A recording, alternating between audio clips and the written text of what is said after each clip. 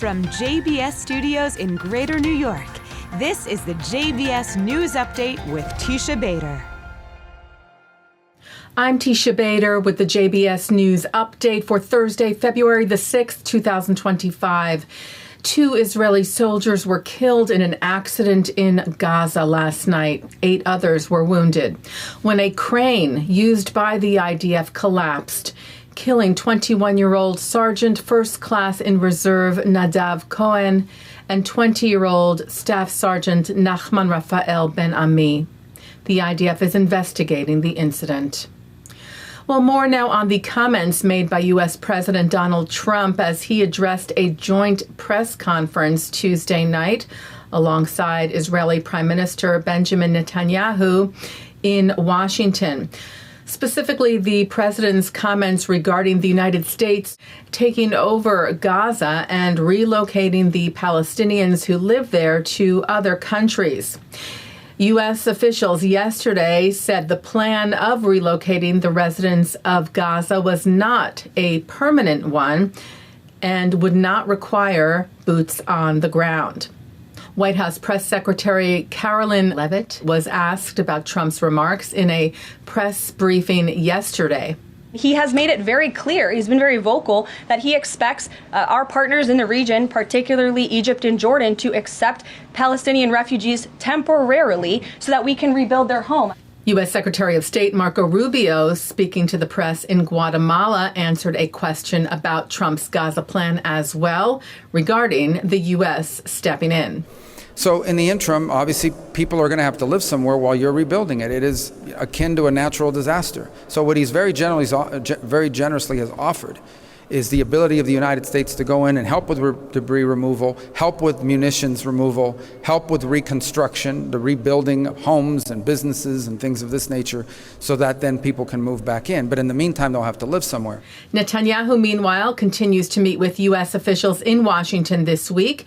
Yesterday, sitting down with U.S. Defense Secretary Pete Hegseth at the Pentagon, who wrote, "Together, Israel and America make each other stronger, safer, and more capable. The United States has no greater ally than the State of Israel, and we are fully committed to its strength and security."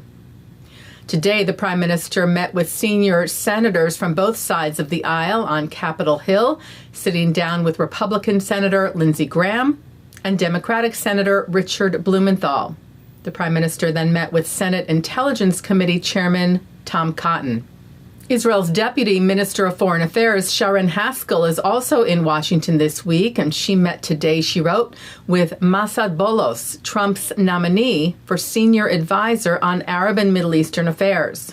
Haskell wrote on social media, "We talked about the possibility of building bridges between the peoples of the Middle East and connecting the moderate forces in the region in the face of the Iranian threat and radical Islam." Well, Australia today passed legislation on hate crimes, including mandatory minimum sentences for terror offenses and displaying hate symbols. This follows a surge in anti-Semitic incidents in the country. The minimum jail sentences will be between 12 months and 6 years.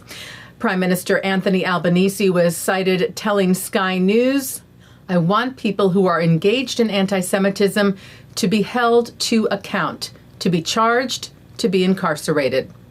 Israel's Ministry of Foreign Affairs wrote, "We welcome Australia's decision to pass legislation against hate crimes in response to the alarming rise in anti-Semitism. No Jew in Australia or anywhere in the world should have to live in fear." Taking a look now at our programming for tonight on JBS for Thursday, February the 6th, we bring you special programming to honor and remember JBS founder and president Rabbi Mark S. Golub, Zichrono Livracha, commemorating his second Yortzeit. At 6:30 tonight, a special tribute to Mark hosted by David Harris with reflections from guests and JBS hosts. That will replay tonight at 11. At 8:30, it's one of Mark's classic Chayim interviews with the stars of the beloved Israeli TV series Shtisel.